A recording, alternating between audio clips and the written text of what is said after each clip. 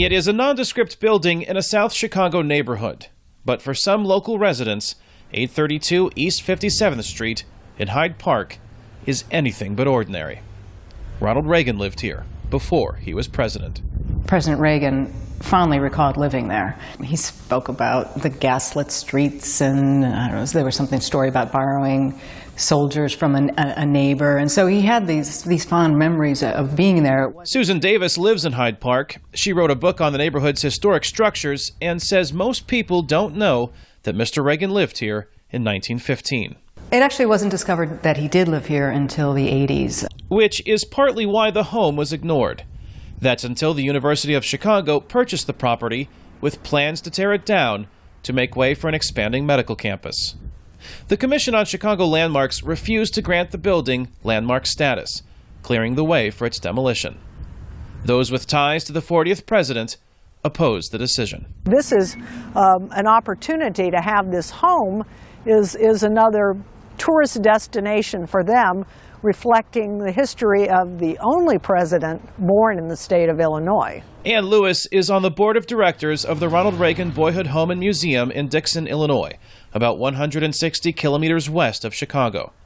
Mr. Reagan spent most of his formative years here. He would be honored to have something in Chicago that reflected his name and part of his legacy in the state of Illinois. If I was a Reagan person, I'd probably be very upset. All right, Sam, let's go back to my office. Come on. Daniel Weinberg is a presidential historian and owner of Chicago's Abraham Lincoln Bookshop, which honors another president who lived in Illinois.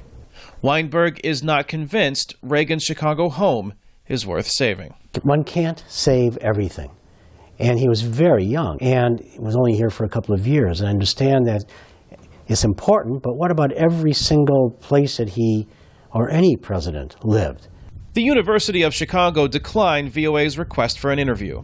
But Hyde Park Alderwoman Leslie Hairston says the school is communicating with her office and the community about a way to move forward with the demolition, while honoring President Reagan's legacy in the area. We have had meetings with the community, and they found a way to respectfully commemorate President Reagan's time there. They are going to put a plaque there. But Hairston says another president may eventually overshadow Ronald Reagan in Hyde Park.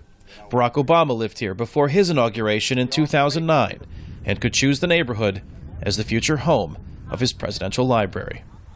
Kane, Farabaugh, VOA News, Chicago, Illinois.